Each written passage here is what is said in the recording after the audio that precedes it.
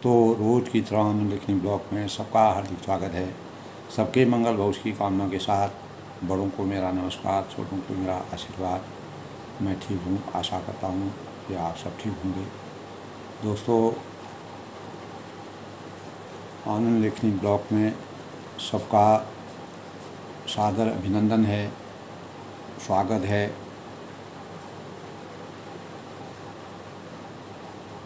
जैसे कि दोस्तों, हम पिछले काफ़ी दिनों से रामचरितमानस के लंका कांड के संबंध में प्रसंग का लगातार वर्णन कर रहे हैं।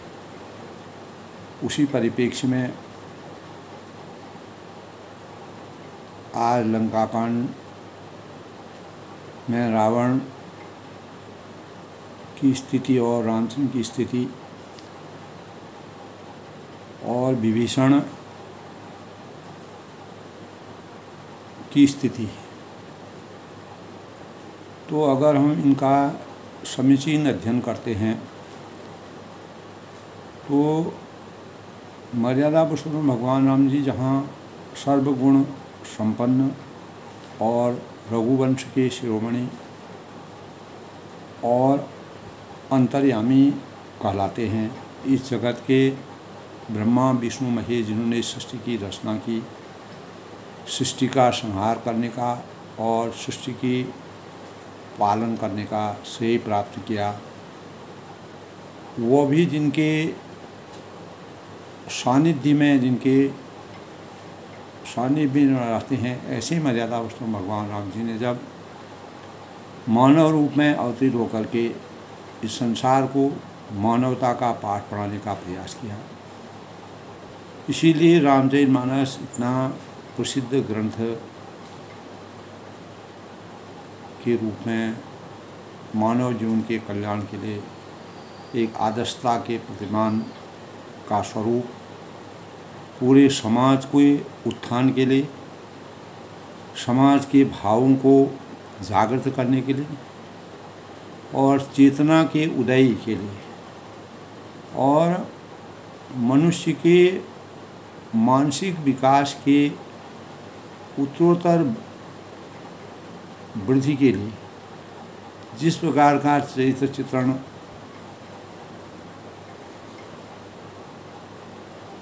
तुलसीदास जी ने किया है वह अवर्णनीय है। दोस्तों, इसी प्रसंग में दोस्तों आज के पंचांग की अगर शुरुआत करते हैं तो आज 29 जून 2024 दिन शनिवार, आषाढ़ माह के कृष्ण पक्ष की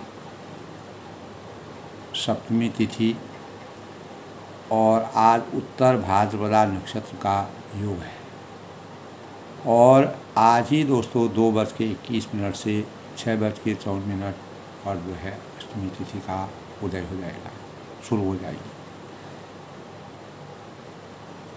आज दोस्तों शोभन योग का संयोग है और उत्तर भाद्रपद नक्षत्र और फिर रेवती नक्षत्र आज शुरू हो जाएगा। यानी आज उत्तर भाद्रपद नक्षत्र का योग सर्वोपरि है। आज के अगर शुभ मुहूर्त की बात करें, अभिजीत मुहूर्त दोस्तों 11:57 से 12:52 तक। इस दौरान हम कोई भी नवीन कार्य की शुरुआत कर सकते हैं। शुभ मंगलकारी कार्यों को अपने निवास में या कहीं पर भी शुरू कर सकते हैं। ब्रह्म मुहूर्त की बात करें दोस्तों, आज 4:06 से 4:45 तक ब्रह्म मुहूर्त रहेगा। ब्रह्म मुहूर्त का ये मतलब है दोस्तों, हम तड़के सूर्योदय से पहले जब उठते हैं तो ब्रह्म मुहूर्त के समय में हमें कितने कार्य ऐसे होते हैं जो हमको ब्रह्म मुहूर्त में करने शुभ माने जाते हैं। आज का अमृतकाल दोस्तों 4:17 से और 5:28 तक है और आज का राहु काल 8:55 से 10:40 तक। इस दौरान किसी भी प्रकार के शुभ कार्यों की शुरुआत करना वर्जित माना गया है हमारे शास्त्रों के और ज्योतिष विद्या के अनुसार। सूर्योदय दोस्तों आज 5:26 पर है और सूर्यास्त जो है 7:23। तो हमारे शास्त्रों की विधान के अनुसार, ज्योतिष के अनुसार शनिवार का दिन शनि की पूजा का विशेष रूप से करने का विधान है। इस दिन नया कार्य, कोई भी अच्छे कार्यों की शुरुआत करना वर्जित माना गया है। तो इस दिन सबसे अच्छा ये होता है कि दोस्तों पूरा नारियल जो है हम अगर जल में प्रवाहित कर देते हैं तो उससे हमें हमारे जीवन में शांति का एहसास होता है, ऐसा हमारे शास्त्रों में बताया गया है। शनिवार को दोस्तों शनिदेव की पूजा करना, शनि पर तेल चढ़ाना और पीपल के पेड़ की परिक्रमा कर शनिदेव के पैरों को का आशीर्वाद लेना शुभ माना जाता है। और हनुमान चालीसा का पाठ करना, शनि पाठ करना और पीपल के पेड़ की परिक्रमा करने से अनेक प्रकार के शनि देशों से हमें मुक्ति प्राप्त होती है। शनि एक तरफ से जहाँ शनि के कुप्रभाव से अनेक प्रकार के रोग व्याधि अस्त व्यस्तता जीवन में आती है। शनि की 7.5 जब आती है तो जीवन में 3 बार शनि की 7.5 हरेक व्यक्ति के जीवन में आती है। तो उस 7.5 के प्रभाव को कम करने के लिए, सामान्य करने के लिए हमें शनि की उपासना करनी चाहिए। शनि दोस्तों दीनहीनों, गरीबों, असहायों और गरीबों प्राणियों की सेवा शुश्रूषा करना, उनको इच्छानुसार उनको भोजन खिलाना, उनको काले वस्त्र, काली चीज़ें देना और उनका दान करना, हनुमान चालीसा का पाठ करना, शनि भगवान का पाठ करना और सुंदरकांड का पाठ पढ़ना। क्योंकि शनि और हनुमान जी जो हैं वो कलयुग के अवतारी देवता के रूप में माने गए हैं और शनि दर्शन करना इस दिन शुभ माना जाता है। और शनिदेव इससे प्रसन्न होते हैं। जीवन में अनेक प्रकार के, जब शनि जीवन में किसी भी जातक के जीवन में अगर शनि अच्छे प्रभाव में बैठे रहते हैं, शनि का अच्छा भाव बनता है तो उसका जीवन में एक तरफ से चमत्कार भी हो जाता है। तो दोस्तों आज इसी प्रसंग में हम ये चर्चा करेंगे कि शनिदेव में तेल क्यों चढ़ाया जाता है। तो शनिदेव दोस्तों, शनिदेव से जो है हमारे शास्त्रों के अनुसार ऐसा विधान है, हिंदू धर्म के अनुसार कि शास्त्रों में भगवान शिव को शनि का गुरु बताया गया है और न्याय के दंडित करने की शक्ति भगवान शिव ने ही शनि को प्रदान की थी और शनि को भगवान शिव का आशीर्वाद मिला था। तो इसीलिए शनि कर्म के अनुसार फलदाता माने गए हैं। शनि कृष्ण के अवतार के रूप में माने गए हैं और शनि को प्रसन्न करने के लिए काल भैरव की पूजा करना शनि शांति के लिए बहुत ही शुभकारी माना गया है। तो कृष्ण शनि के इष्ट भी थे दोस्तों और शनि के शत्रु सूर्य, चंद्रमा और मंगल हैं। शिव का संबंध यानी पूर्ण रूप से शनि के साथ शिव का संबंध था और भगवान सूर्य ने भगवान शिव से निवेदन किया था। क्या किया था कि वह शनि को सही राह दिखाए, सही मार्ग का अनुसरण कराए। इसके बाद भगवान शिव ने अपने गणों, जो उनके गण थे, तो गणों को शनि से युद्ध करने के लिए भेजा था। तो शनिदेव ने सभी को परास्त कर दिया। तब विवश होकर भगवान शिव को ही शनिदेव से युद्ध करना पड़ा। और ज्योतिष विद्या के अनुसार इस युद्ध में शनिदेव बुरी तरह घायल हो गए। जब भगवान शिव खुद ही युद्ध में आए तो उन्होंने जो है शनि को बुरी तरह घायल कर दिया और उन्हें पीड़ा होने लगी, शनिदेव को पीड़ा होने लगी। तब हनुमान जी ने युद्ध को रोककर उनके घाव पर सरसों का तेल लगाना शुरू किया, जिससे उन्हें जो उनका घाव था उसमें आराम मिला और धीरे धीरे वह दर्द उनका सदा के लिए समाप्त हो गया। यानी सरसों के तेल से उनका दर्द सही हो गया। तो तभी से दोस्तों सरसों का तेल शनिदेव की को प्रिय माना जाता है और इसीलिए शनिदेव को तेल चढ़ाया जाता है। ये सबसे बड़ा विधान है। सूर्यदेव जो थे वह शनि से विमुख रहते थे। शनिपुत्र भले ही सूर्यपुत्र कहलाते हैं, लेकिन शिव जी को सूर्य ने इस प्रकार से अर्चना की थी कि हे भगवान, कि मतलब शनिदेव को सही राह दिखाएं, सही, क्योंकि अनेक लोगों को ये दंडित कर देते हैं, तो इससे इनको सही राह दिखाएं। तब शिव जी ने अपने गणों को शनि को सही करने के लिए भेजा। जब गणों को उन्होंने बुरी तरह परास्त किया तब शिव जी ने शनि से खुद ही युद्ध किया और युद्ध में शनि को भगवान शिव ने घायल कर दिया। तब हनुमान जी ने आकर के जो है शनि को सरसों का तेल लगा करके उनकी घाव में डाला और उसी घाव से जो है धीरे धीरे शनिदेव स्वस्थ हो गए, ठीक हो गए। और तब से दोस्तों शनिदेव को प्रसन्न करने के लिए, शनि की आराधना करने के लिए, शनि दोष को समाप्त करने के लिए पीपल के पेड़ में शनिदेव का वास माना जाता है। शनि शक्तिशाली थे, कृष्ण के अवतारी माने जाते हैं और शनि फलदायक, जो जस करें तस फल चाखा, विश्व प्रधान फल रचि राखा।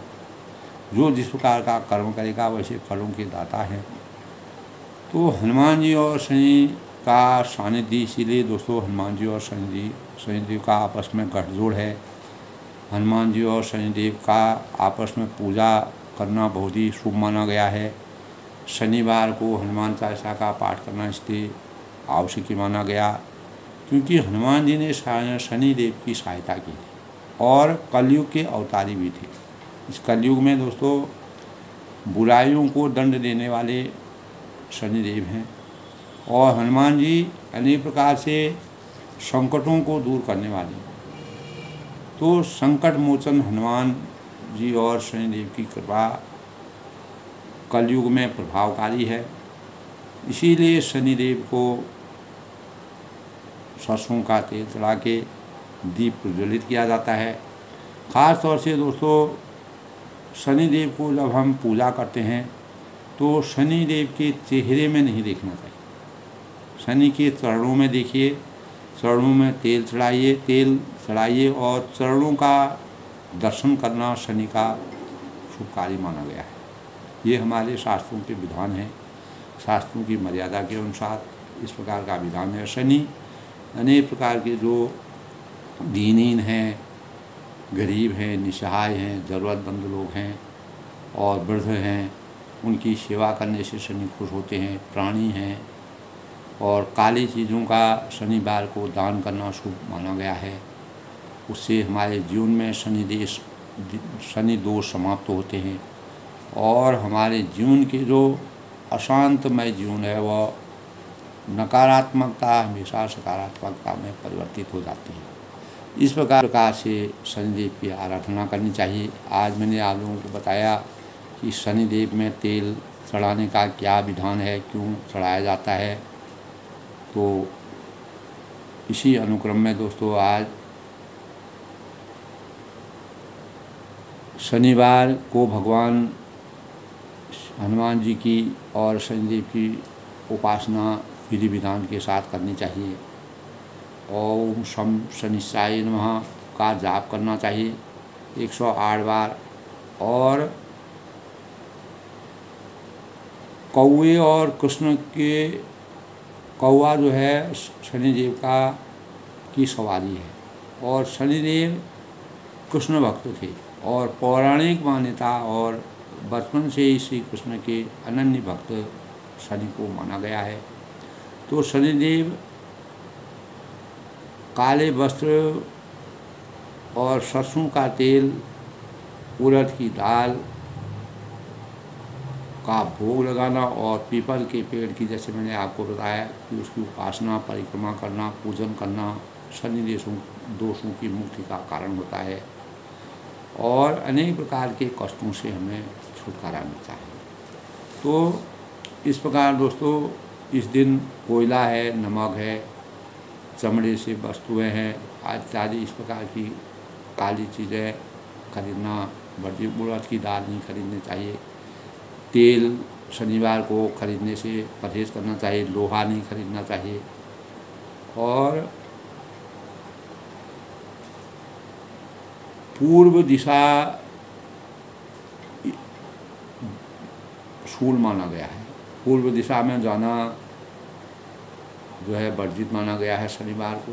और इस दिन खिचड़ी का भोग लगाना, अनेक जो दीनहीन हैं, वृद्ध हैं, प्राणी हैं, उनको खिचड़ी खिला के खुद भी इस दिन शनिवार को, जो जिसका शनि कमज़ोर है, तो शनिवार को खिचड़ी खाने से जो नकारात्मक ऊर्जा हमारे शरीर में होती है वह समाप्त हो जाती है।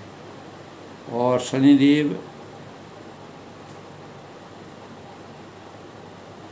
अनेक जातकों को अगर शनि की उपासना विधि विधान के साथ की जाती है तो अनेक उपासक जो होते हैं, जो साधक होते हैं, वह उनके जीवन में खुशी प्राप्त होती है और तरक्की उनको प्राप्त होती है।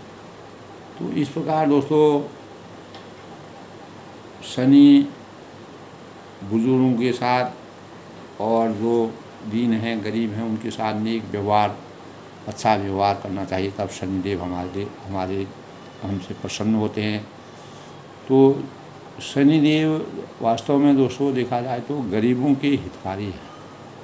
जो असहाय हैं, दीन हैं, जो सताए हुए हैं, उनकी रक्षा करने वाले हैं। क्योंकि शनिदेव को भी जब समुद्र मंथन हुआ था तो शनिदेव को भी सताया गया था। इसीलिए वह कर्मफल दाता माने गए हैं। जो जैसा कर्म करेगा उसके अनुसार उसको फलों की प्राप्ति होगी। अगर गलत कार्य करेंगे तो दंड मिलेगा, अच्छा कार्य करेंगे तो शुभ होगा। अच्छे कार्य भी किसी भी की बुराई करके, किसी से कोई चीज़ छीन करके, किसी को मार करके, किसी की हत्या करके, किसी गलत प्रकार से अर्जित किए हुए धन को शनि का बहुत बड़ा दोष लगता है दोस्तों, ये निश्चित मानिए आप। तो गलत तरीके से अर्जित किया हुआ धन बहुत ही गलत, अगर शनि दोष उसमें आ जाता है तो कोई भी जातक जो है अपने जीवन में परेशानी में पड़ सकता है। अनेक प्रकार की अगर शनि दोष लग गया तो वह बहुत ही हानिकारक होता है। इसीलिए शनि की साढ़े साती से लोग डरते हैं। तो शनिदेव जब साधक को सफलता की ओर ले जाते हैं, सही आचार विचार का और साधना के अनुसार और शुभ फलों को काटने वाला जातक होता है, तो उसका जीवन जो है धन धान्य से परिपूर्ण भी हो जाता है। तो कुल मिलाकर के दोस्तों शनि यानी न्याय के देवता कहलाते हैं। अन्याय को वो बर्दाश्त नहीं कर सकते हैं। इसलिए समुद्र मंथन के समय भी इस प्रकार का प्रकरण आया उन्होंने अन्याय को, अधर्म को, चाहे वह देवता हूँ, राक्षस हूँ, कोई भी, किसी के लिए भी अन्याय करना न्याय संगत नहीं है। ये उन्होंने उनके प्रकरणों में इस प्रकार की बातें हैं, इस प्रकार का विधान है। ये हमारे काव्य शास्त्र, जो शास्त्र की मर्यादा इस प्रकार के भाव व्यतीत करती है। तो दोस्तों, लंका कांड जो है वह पुल निर्माण से लेके रावण युद्ध और अयोध्या वापसी तक का पूरा प्रसंग इसके अंतर्गत है। लंका कांड में वाल्मीकि कृत रामायण और गोस्वामी तुलसीदास के रामायण के अनुसार रामचरितमानस एक सोपान के रूप में है। जामवंत के आदेश से नल नील दोनों भाइयों ने और वानर सेना ने की सहायता से जो समुद्र में पुल बांधा गया था, तो श्री रामचंद्र ने यानी रामेश्वरम में यानी शिवलिंग की स्थापना इसी समय की थी। रामेश्वरम में भगवान शिव जी ने शिवलिंग की स्थापना कर, भगवान रामचंद्र ने शिव जी की शिवलिंग की स्थापना कर शंकर जी को पूज्य देव के रूप में माना है। आज भी रामेश्वरम में मर्यादा पुरुषोत्तम भगवान राम जी द्वारा निर्मित और सुंदर सा शिवलिंग, जिसके दर्शन करने अनेकों श्रद्धालु दूर दूर से जाते हैं और भगवान शिव का आशीर्वाद प्राप्त करते हैं। तो लंका कांड में पुल निर्माण से लेकर राम रावण युद्ध और अयोध्या वापसी तक की घटनाएं सामने आती हैं। लंका कांड में एक श्लोक है और 118 दोहे हैं, 4 सौरठे हैं, 38 छंद हैं और 117 चौपाइयाँ हैं। इस प्रकार से लंका कांड का संपूर्ण वृत्तांत तुलसीदास ने व्यक्त किया है। तो लंका का असली मालिक दोस्तों रावण था। यह त्रिकुट नामक 3 पर्वतों से घिरा हुआ। जब रावण ने हनुमान को दंड दिया था तो पूंछ पर कपड़े लपेटकर आग लगाई थी, तब हनुमान पूरी लंका को कूट कर लंका उन्होंने जला करके भस्म कर दी। तो जब रामचंद्र ने रावण का वध किया था, तब उसी के भाई को उन्होंने लंका का राजपद बन दिया और अनेक प्रकार के अन्यायों से, अत्याचारों से, अहंकार से इस संसार को सताने वाली जो शक्तियाँ थी उनका समापन किया। तो दोस्तों, कल के प्रसंग में हमने रावण की किस प्रकार से गति होती है, अंततो गत्वा विश्व प्रधान फल रचि राखा, जो जस करहीं तस फल चाखा। रावण ने जिस प्रकार के कर्म किए उसी के अनुसार फलों को उसको भोगना पड़ेगा। मर्यादा पुरुषोत्तम भगवान राम से बैर करने के बाद उसने अनेक प्रकार के यज्ञ करके, छल कपट करके, मायावी शक्ति दिखा करके वानरों को परेशान किया, अपनी प्रजा को समाप्त करवाया और मर्यादा पुरुषोत्तम रामचंद्र से भी उसने छल और बैर किया, जिसके परिणाम स्वरूप मर्यादा पुरुषोत्तम भगवान राम जी के आदर्शों में मर्यादा और नीति को सर्वोपरि मानते हुए उन्होंने धर्म की रक्षा करने के लिए और अधर्म का हमेशा के लिए नाश करने के लिए, समाप्त करने के लिए त्रेता में भी इस प्रकार से राजा दशरथ के वहाँ जन्म लेकर के अनेक प्रकार के जब मायावी शक्ति रावण ने दिखाए, काटे हुए सूर्य आकाश मार्ग से दौड़ते हुए दिखाई दिए और जय हो की ध्वनि करके भय उत्पन्न करने का उसने इस प्रकार की रचना रची। और लक्ष्मण और बनराज सुग्रीव कहाँ हैं, कौशलपति सुग्रीव रामचंद्र जी कहाँ हैं, इस प्रकार की ध्वनि होने लगी। काटे सिर नभ मार्ग धावहीं, जय जय धुनि भय भय उजावहीं, कहाँ लक्ष्मण सुग्रीव कपीसा, कहाँ रघुवीर कौशलाधीशा। तो इस प्रकार की ध्वनियाँ होती हैं। राम कहाँ हैं, लक्ष्मण कहाँ हैं और बानर कहाँ हैं, अनेक प्रकार की इस प्रकार की सुर, तो अनेक प्रकार की इस प्रकार की ध्वनि होती है। तो वे षड कुभाग्य सठ मंद कुबुद्धि, तय सुर नर मुनि त्याग विशुद्धि, सादर शिव कहूँ शीश चढ़ाई, एक एक के कोटिन पाए। तो जब मर्यादा पुरुषोत्तम भगवान रामचंद्र से रावण ने गलत बातों का प्रयोग करना शुरू किया, तब विभीषण को भी क्रोध आ गया। उसने कहा अन्याय रूपी अधर्म के और सही मार्ग का अनुसरण करने वाले, ज्ञान होते भी ज्ञान का सही प्रकार से प्रयोग न करने के कारण, तो उसने विभीषण ने कहा अरे अभागे मूर्ख नीच कुबुद्धि, तूने देवता मनुष्य मुनि नाग सभी का विरोध किया, किसी का भी तुमने सम्मान नहीं किया, आदर नहीं किया, किसी की बातों की तुमने सराहना नहीं की। सादर शिव को शीश चढ़ाए, और तूने आदर सही शिव जी को अनेकों सिर चढ़ाए और एक एक कर कोटिन पाए, और इसी से एक एक कर के बदले करोड़ों पाए। तो तेही कारण खर अब रही बाँचो, अब तब काल शीश कर नाचो। अब तुम्हारा काल तुम्हारे सिर के ऊपर नाच रहा है, और अरे दुष्ट तो अब तक बचा ही नहीं होना चाहिए। तो इस प्रकार के उर्माज गदा प्रहार, घोर कठिन लागत में ही प्रयोग, 10 बदन सोनित स्वर्ण पुनि संभार, धायो दिश भर्यो, 2 भिरे अतिबल मल्ल युद्ध विरुद्ध, एक एक ही हने, रघुबीर बल दर्पित विभीषण घाल नहीं ताक है गनी।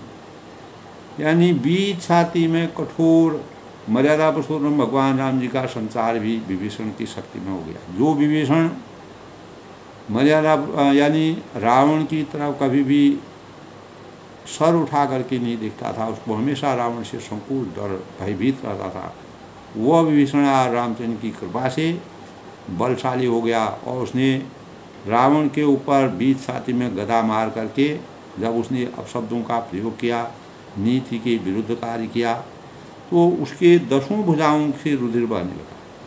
तब अपने फिर सवार का क्रोध में भरा हुआ वह दौड़ा। दोनों अत्यंत बलवान योद्धा आपस में भिड़ गए और मल्ल युद्ध से दूसरे के विरुद्ध मारने लगे, और श्री रघुवीर के बल से गर्वित जो विभीषण, उनको रावण जैसे जग विजयी जो योद्धा था, उनके बराबर पाशम के समान शक्ति का संचार हो गया। मर्यादा पुरुषोत्तम भगवान राम जी की जिस प्रकार हनुमान पर कृपा हुई हनुमान जी पर, उसी प्रकार विभीषण पर भी कृपा हुई।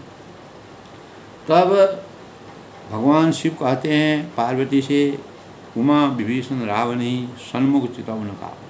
एक ऐसा समय था कि जब विभीषण जो है संकोचवश कभी भी रावण की मुख की तरफ भी नहीं देख सकता था। सो अब भीरद काल जो श्री रघुवीर, मर्यादा पुरुषोत्तम भगवान राम के प्रभाव से सो अब भीरद काल, वह काल के समान जो है रावण के ऊपर हावी हो गया है। ये मर्यादा पुरुषोत्तम भगवान राम जी का आशीर्वाद उस पर हो गया। तो जैसा कर्म करेंगे उसी प्रकार के भाव परमात्मा हमको देते हैं, उसी प्रकार का मार्ग देते हैं, उसी प्रकार की शक्ति से हम संचित होते हैं। तो दोस्तों, इस प्रकार मानव जीवन एक अमूल्य जीवन है। इस जीवन को सही मार्ग पर संचित करना और इस जीवन को सही भावों के दोस्तों कहा है कि विभीषण ज्ञान और भक्ति से परिपूर्ण था। इसी ज्ञान भक्ति के कारण वह मर्यादा पुरुषोत्तम भगवान राम की शरण में आया। अनेकों बार विभीषण ने रावण को समझाया कि सीता जी को तुम जो हर के लाए हो अपनी कुबुद्धि के कारण, और सीता जी को तुम लौटा दो, अपने शासन को करो, अपना राजपाट, अपने प्रजा की रक्षा करो। लेकिन रावण का ज्ञान भक्ति, जब भक्ति और ज्ञान एक दूसरे से रहित हो जाते हैं तो वह किसी भी व्यक्ति को कुमार्ग पर ले जाने का कार्य करते हैं। तो विभीषण जो है भक्ति और ज्ञान एक दूसरे मतलब दोनों के पूरक के रूप में अपने जीवन को सार्थक उन्होंने बनाया। तो उत्कृष्ट चिंतन तथा भक्ति का तात्पर्य यही हमको रामचरितमानस से मिलता है दोस्तों, कि उत्कृष्ट जीवन चिंतन और भक्ति का जो तात्पर्य है, संवेदना भावना, ये दोनों धाराएं हैं। तो ये पक्षी के जैसे दो पंख होते हैं, नाव के दो पतवार होते हैं, नदी के दो तट होते हैं। जीवन को चैतन्य और चेतनता इन्हीं के बीच बहती प्रवाहित होती है। विभीषण में अपने ज्ञान की चेतना का संचार हुआ, इसीलिए मर्यादा पुरुषोत्तम भगवान की शरण में आकर के उनको राज यानी उनको पूरा राजपाठ मिला। तो इन दोनों के ज्ञान और भक्ति दोनों के समुचित विकास से ही जीवन में परमात्मा का दिव्य प्रकाश प्रकाशित होता है। इसीलिए विभीषण को परमात्मा का दिव्य प्रकाश। मर्यादा पुरुषोत्तम भगवान राम जी अनंत देव थे, ब्रह्मा विष्णु महेश पर जिनकी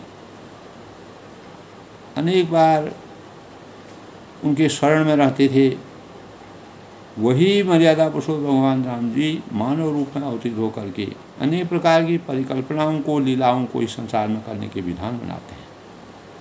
तो समुचित विकास से जीवन में परमात्मा का दिव्य प्रकाश प्रकाशित होता है, जिस प्रकार विभीषण के जीवन में। तो परम अवस्था और सिद्ध अवस्था को प्राप्ति तभी होती है जब पूर्णता एवं समग्रता दोनों का मिलन और संगम होता है। दोस्तों, ज्ञान विभीषण के अंतःकरण में ज्ञान का संचार, ज्ञान भक्ति की शुरुआत का मार्ग है और भक्ति ज्ञान की पराकाष्ठा है। ज्ञान उर्वरक भूमि को की तरह इंसान को, मानव को तैयार करता है। सामाजिक परिवेश में अपनी पराकाष्ठा को उज्जवल करने के लिए परमात्मा ज्ञान के संचार से मानव जीवन का कल्याण करता है। इसके लिए वह ऊषर भूमि में जड़ जमाए फैले कुसंस्कार रूपी, जो रावण के अंतःकरण में कुसंस्कार रूपी खरपतवारों को उखाड़ना, फेंकना तथा उसमें खाद पानी डालना, उसको सिंचित करना, मर्यादा पुरुषोत्तम भगवान ने अनेक प्रकार के कार्य रावण के लिए किए। लेकिन वह वज्र भूमि से भी वज्र था। इस प्रकार जो भूमि को हम भक्ति के बीज उस भूमि में बोते हैं, जिस प्रकार मर्यादा पुरुषोत्तम भगवान राम जी अनेक प्रकार के भक्तों को अपने सेवन में शरण में लेकर के उनको धन्य किया। विभीषण जी जब रामचंद्र के शरण में आए तो उनको लंका का राज मिला। बीज के अंकुरण और अभिवर्धन के लिए उर्वरक भूमि को और प्रखर बीज दोनों की आवश्यकता होती है। दोस्तों, इसी प्रकार भक्ति और ज्ञान के सौजन्य से मानव जीवन का विकास होता है, मानव जीवन की उन्नति होती है, मानव जीवन में मानवता का संचार होता है, चिंतन तिखर हमारा प्रखरता की तरफ बढ़ता है, भावना निरस जीवन को भी और शुष्क जीवन को भी सरस कर देती है। और विवेक के अभाव, अगर रावण के अंतःकरण में विवेक का अभाव था, इसीलिए उसकी भावना अंधी हो गई थी और जीवन उसका विचलित करता रहा, भटकता रहा अनेक प्रकार की, लेकिन वह कभी भी झुकना नहीं जानता था, क्योंकि अज्ञान रूपी अंधकार के पर्दे से उसका हृदय परिवर्तन हो गया। तो ज्ञान बुद्धि से ही उपजता है। विभीषण जी के अंदर रामचरितमानस में यही ज्ञान की पराकाष्ठा को सर्वोपरि मानते हुए तुलसीदास जी ने अनेकों इस प्रकार के प्रसंगों का वर्णन किया है कि ज्ञान बुद्धि से उपजता है और भक्ति हृदय की गहराई से। अगर हृदय में कहा है वह गहरी पानी पेट, गहरे पानी में जब हम जाते हैं तब हम समुद्र की वास्तविक गहराई को समझ पाते हैं। मैं बबुड़ा बूढ़न डरा, रहा किनारे बैठे। तो ज्ञान से बुद्धि परिष्कृत हो जाती है।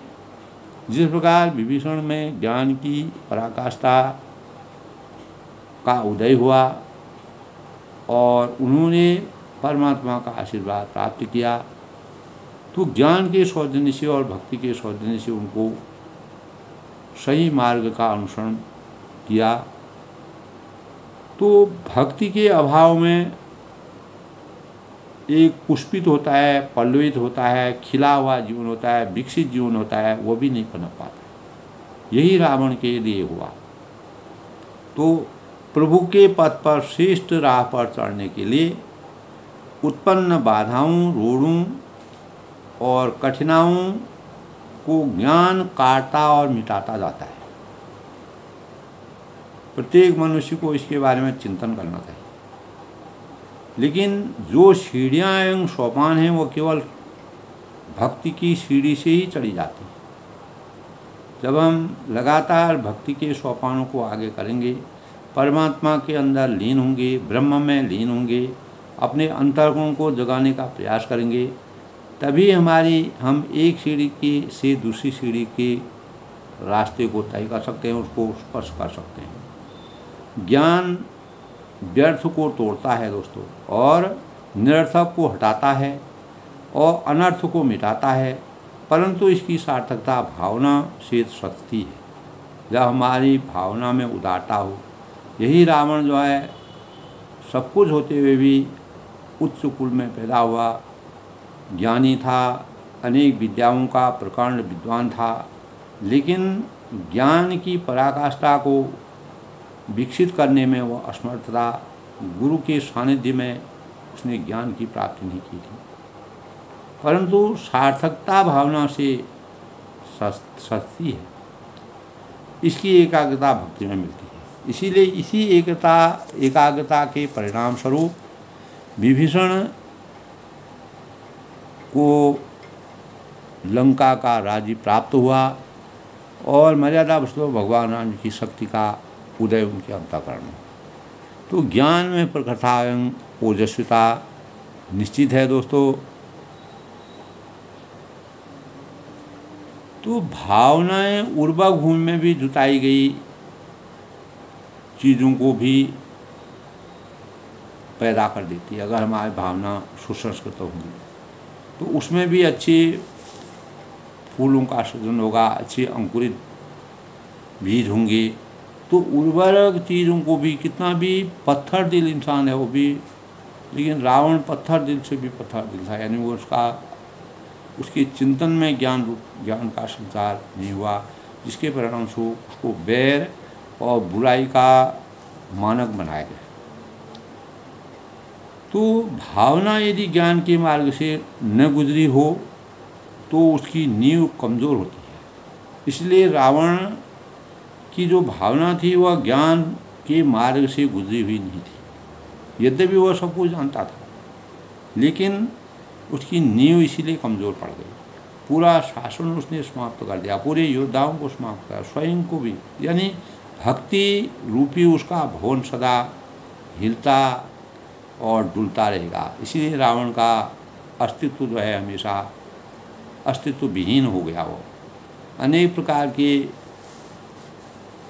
परेशानियों के से जूझता रहा, और जिसके परिणाम स्वरूप रावण और विभीषण में जो अंतर मैंने दोस्तों ये समझाया, भक्ति और ज्ञान का क्या सौजन्य होता है, उससे क्या आचार संहिता हमारे जीवन में आती है, मानव जीवन किस प्रकार से परिष्कृत होता है।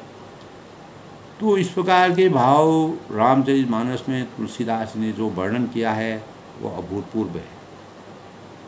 तो दोस्तों इस प्रकार जब शिव जी आज के प्रसंग की बात करते हैं दोस्तों, तो कल के प्रसंग में शिव जी कहते हैं कि उमा विभीषण क्या कभी रावण के सामने आंख उठाकर भी देख सकता था? कभी नहीं देख सकता था, क्योंकि उसको भय था। रावण ने सबको भयभीत किया था। जब कोई भी व्यक्ति बुराइयों पर आसक्त हो जाता है तो वह नीचे की प्रजा को भयभीत कर देता है और अपना आतंक फैला करके अपने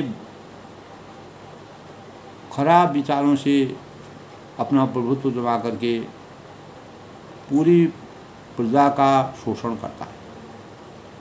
तो जो भी राजा इस प्रकार का, जिसकी प्रजा अपने शासन में, किसी भी राजा के शासन में, अधिकार क्षेत्र में अगर कोई प्रजा दुखी होती है तो वह राजा हमेशा नरक का भागी होता है।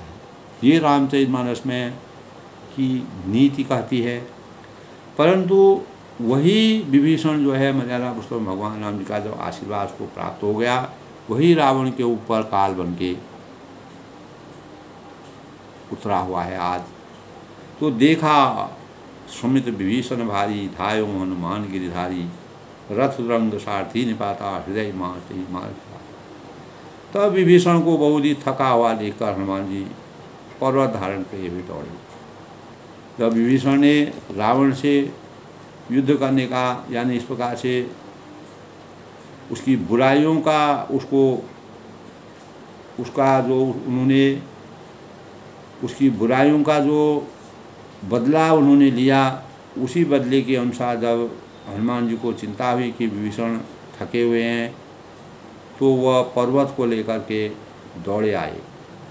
धायो हनुमान गिरिधारी, रथ रंग सारथी निपाता। उन्होंने उस पर्वत से रावण के रथ, घोड़े और सारथियों का संहार कर डाला। वही पर्वत लेके जब वो आए, उन्होंने कहा रावण जो है विभीषण को बुरी तरह परेशान कर देंगे। इसीलिए हनुमान जी ने वहाँ पर अपनी कृपा की और उसके सीने पर उन्हें लात मार दी। हृदय माँजते मार से लाता। तब ठाड़ रहा अति कंपित गाता, गयों विभीषण जह जंत्राता, पुनि रावण कपि हतोपचारी, चले गगन कपि पूछ पसारी। तब रावण खड़ा रहा, पर उसका शरीर अत्यंत कांपने लगा, भयभीत हो गया, असहाय हो गया, निरंकुश हो गया। और गयों विभीषण जह जंत्राता, विभीषण वहाँ गया जहाँ सेवकों के रक्षक श्री रामचंद्र जी थे। तब पुनि रावण कपि हतोपचारी, फिर रावण ने ललकार कर हनुमान जी को मारा और चले गगन कभी पूंछ पसारी। तब पूंछ फैलाकर आकाश में हनुमान जी चले गए। तो गहे सी पूंछ कभी सहित उड़ाना, पुनि फिरी भयों प्रबल हनुमाना, लर आकाश जुगल समझोधा, ये कहीं एक हमें। तो रावण और रामचंद्र की महिमा और जो प्रचंड बल है, प्रताप है, उसका वर्णन जो है तुलसीदास जी ने अनेकों भावों से किया है।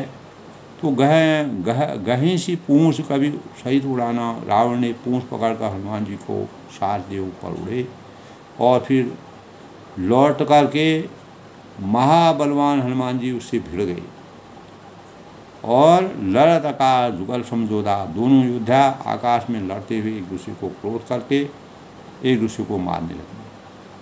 तो इस प्रकार की लीलाएं जो है मर्यादा पुरुषोत्तम भगवान रामचंद्र जी सबके अंतःकरण में शक्ति का संतरण करके, और रावण को जो शक्ति भगवान शिव द्वारा प्रदत्त थी, अनेक प्रकार की यज्ञ किए थे, मायाई शक्ति थी, अनेक प्रकार की बुद्धि यानी यज्ञ क्रिया में वह प्रवीण था और भक्ति मार्ग से उसने अनेक प्रकार के ज्ञान प्राप्त किया, अनेक की विद्याओं का प्रकांड विद्वान था। सो है नभ छल बल कहूँ कह रही, कज्जल गिरी समीर जन रही, बुद्धि बल निसर परे न पारो, तब मारो शुद्ध प्रभु संभालो। तब दोनों बहुत से छल बल करते हुए आकाश में ऐसे शोभित हो रहे हैं मानो कज्जल गिरी समीर जन लड़ही, कज्जल गिरी और सुमेर पर्वत आपस में लड़ रहे हो। इस प्रकार का दृश्य दिखाई देने लगा। बुद्धि बल निश्चित परे ही न पा रहे। जब बुद्धि और बल से राक्षस गिराए न गिरा, तब मारुति पुत्र हनुमान जी ने प्रभु को स्मरण किया, मर्यादा पुरुषोत्तम भगवान राम जी का नाम दिया, उनका आशीर्वाद प्राप्त किया कि इस दुष्ट को मैं किस प्रकार से क्या करूं। संभारी रघुबीर श्री रघुबीर धीर पचारि कपि रावण हन्यो, मही परत पुनि उठी लरत देवन जुगल कहूँ जय जय भरे पन्यो। हनुमंत संकट देख मरकट भाल क्रोधा तुर चले, रन मत रावण सकल सुबट प्रचंड भुजबल दलमली। यानी श्री रघुवीर जी का स्मरण करके ही वीर हनुमान जी ने ललकार कर रावण को मार दिया। और कपि रावण हन्यो और मही परत पुनि उठी लरत देवन जुगल रहूं जय जय भयो। और वे दोनों पृथ्वी पर गिरते और फिर उठते लड़ते हैं। तो हनुमत संकट देख मरकट भाल को क्रोधातुर चले। देवताओं ने दोनों ही जय जयकार पुकारी और हनुमान जी पर संकट देख कर के बानर भालू बहुत ही क्रोधित हुए और वह दौड़े दौड़े चले आए। लेकिन रणमत्त रावण सकल सुबड़ प्रचंड भुजबल दलमले। किंतु रणमत्त माते रावण के सब योद्धाओं को अपने प्रचंड भुजाओं को बल से कुचल कर मसल डाला। इस प्रकार से वर्णन जो है रामचरितमानस में रावण के बल और हनुमान जी के बल का तुलसीदास ने बड़ा ही मार्मिक ढंग से वर्णन किया है। तब रघुवीर पचारे धाई की प्रचंड कवि बल प्रबल देखते ही कीन प्रगट भाषण। तब श्री रघुवीर के ललकारने पर प्रचंड वीर बानर दौड़े। जब मर्यादा पुरुषोत्तम भगवान राम जी ने सबको इस प्रकार से ललकारा तब रघुवीर पचारे धाई की प्रचंड सारे बानर जो है दल के दल जो है रावण को की माया प्रकट कर ली। रावण ने उस माया को समाप्त करने के लिए मर्यादा पुरुषोत्तम भगवान राम जी सबको एकत्रित किया। तो रावण ने अपनी मायावी शक्ति का प्रयोग किया है। और यद्यपि अगर रावण अपने जो उसने यज्ञ किया था उस यज्ञ को अगर वह यज्ञ तो यज्ञ विध्वंस करने के बाद और मायावी शक्ति अनेक प्रकार की विद्याएं कभी कभी भगवान भी विवश हो जाते हैं वरदान देने के लिए। तो रावण को जब रावण सही मार्ग पर चल रहा था उसमें उसने भक्ति की, उसी भक्ति का प्रसार उसको परमात्मा ने उसको अनेक प्रकार के ज्ञान बल बुद्धि दिया। लेकिन उसका दुरुपयोग उसने करके तब मर्यादा पुरुषोत्तम भगवान राम जी ने अनेक प्रकार की लीलाओं करके रावण की वास्तविकता को गंभीरता से समझते हुए इसको कैसे समाप्त किया जाए इन बातों को अपने ध्यान में रखते हुए अपने जो भी योद्धाओं से उससे ललकार करके उससे युद्ध करने की रचना बनाई। और इसी अनुसार हनुमान विभीषण लक्ष्मण और सभी से रावण का युद्ध होता है। और रावण को यद्यपि अमृत उसकी नाभि में होने के कारण बार बार वह उसका सर और भुजाएं गिरती हैं और वह आकाश मार्ग से उड़ करके फिर पुनः जुड़ जाती हैं। तो इस प्रकार का जो लीलाएं हैं मर्यादा पुरुषोत्तम भगवान राम जी ने मानव रूप में अवतरित होकर रामचरितमानस की आदर्शता और मर्यादा के अनुसार कार्य को परिपूर्ण करने का जो भाव तुलसीदास जी ने अंकित किए हैं लंका कांड में पूरा प्रसंग है। आज के प्रसंग में दोस्तों तब जो है हनुमान जी को परेशान देखते हुए सभी बानरों को रामचंद्र ने ललकार करके पुकारा